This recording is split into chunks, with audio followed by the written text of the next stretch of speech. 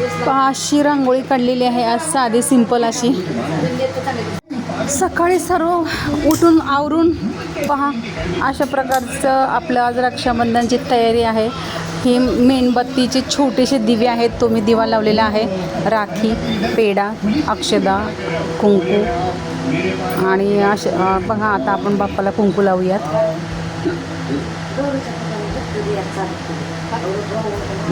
आणि त्याच्यानंतर मग अक्षदा टाकूया.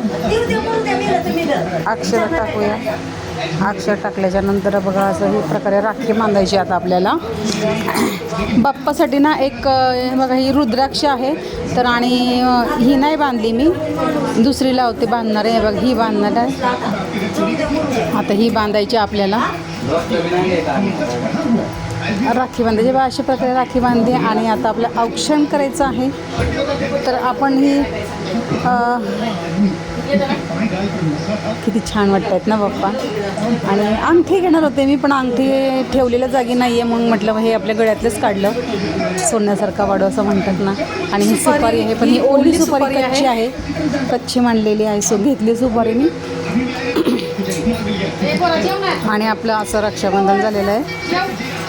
आणि आता हे औक्षण करायचं ओवाळणी बाप्पाला. आता हा पेढा कालचा मोठा एकच पेढा होता 5 किलोचा मोदक, त्यातलाच थोडाफार हा पेढा शिल्लक राहिलेला आहे. आणि ह्या पेढ्याचं नैवेद्य. आणि आता आपल्याला हे असं औक्षण बाप्पाला काही नको, सर्व काय म्हणतात ना विघ्न दूर करू. आणि जे काय कर्म असतील, समजा माझी जर काही कर्म असेल तर ते त्याप्रमाणे माझी सजा मला दे, मी तयार आहे. पण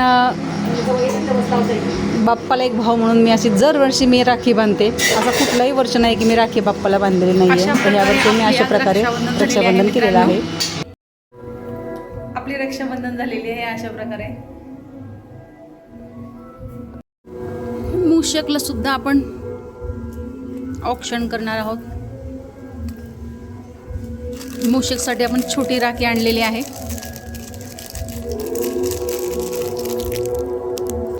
मूषकला सुद्धा आपण राखी बांधलेली आहे.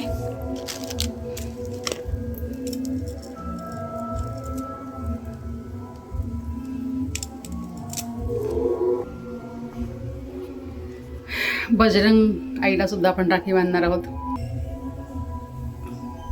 ही आपली राखी आहे.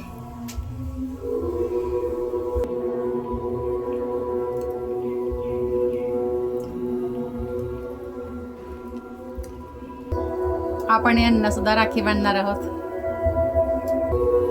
राखी ठेवली.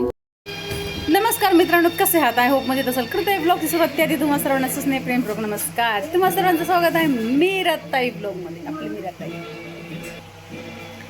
आज आहे रक्षाबंधन. तुम्हा सर्वांना रक्षाबंधनच्या हार्दिक हार्दिक हार्दिक हार्दिक मनपूर्वक शुभेच्छा. आणि ग्रहणी होतं पण आपल्या महाराष्ट्रामध्ये नाहीये. महाराष्ट्र किंवा भारतापासून नाही आहे म्हणाले, कन्फर्म नाही आहे. तरी पण पाळणारे पाळतातच, एवढं लागू होणार नाही आहे आपल्याला असं म्हणतात. हां, आपल्याकडे नाही आहे. चालू आहे ब्लाऊज शिवायचं काम. आपल्याला ब्लाऊज घालायचं उद्या. काय आता 2-3 ब्लाऊज मी आणले असते तर बरं झालं असतं. आपल्याला पण वेळ मिळत नाही, पण आता आपल्याकडे वेळच वेळ आहे. वेळ मिळत तर नाहीच आहे, पण काढावा लागतो. आपण ब्लाऊज शिवायला दिला ना, माझे तर एवढे ब्लाऊज बिघडवले. थोडंसं इकडे तिकडं झालं की ब्लाऊज बिघडतात. आणि मी ही टेलर आहे त्यामुळे मी समजू शकते समोरच्याचं. चला आपल्याला एक ब्लाऊज थोडं झालं आहे 19-20, आपण दुसरा टाकूया. मग त्यांना मी असं समजून सांगितलं की बाबा ह्या इथे असं होतं, तिथे तसं होतं, इकडे असं लूज होतं आहे, असं उतरतं शोल्डरवरनं. तर मी सांगितलं.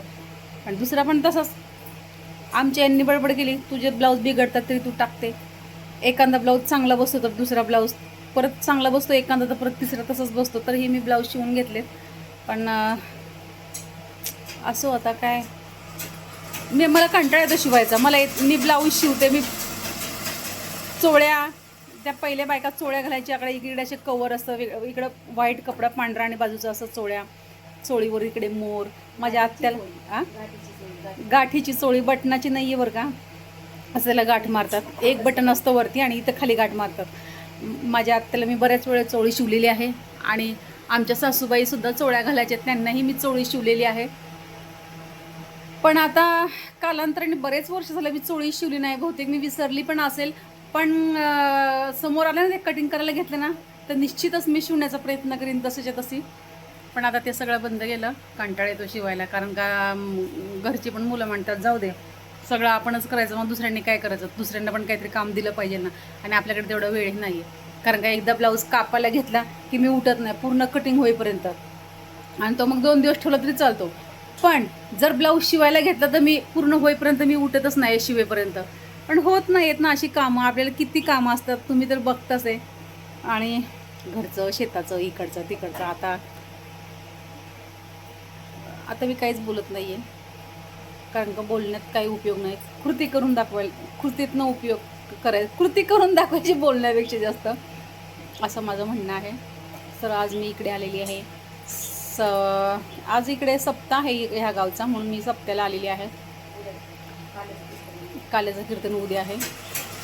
तो आज आत्ता मी जेवण झालं आणि मशीनचा आवाज येतो, तिथे तिकडे ब्लाऊज शिवणं चालू आहे. जेवण झालं आता म्हटलं थोडंसं आराम करते. किती वाजता असतं की मग संध्याकाळी प्रवचन हरिपाठ? 4ला प्रवचन, 5ला हरिपाठ. तर आपल्याला हरिपाठाला पण जायचं आहे. हरिपाठाची सेवा, 7ला कीर्तन, मग आपण 9ला घरी येणार. चला तर मित्रांनो, आजच्या पुरतं एवढंच. मी मीराताई, तुमची राजा घेते इथेच थांबते. पुन्हा रुजू होणार आहे नव्याने उद्याच्या व्हिडिओमध्ये. तोपर्यंत धन्यवाद. काळजी घ्या स्वतःची आणि इतरांची. बाय मित्रांनो.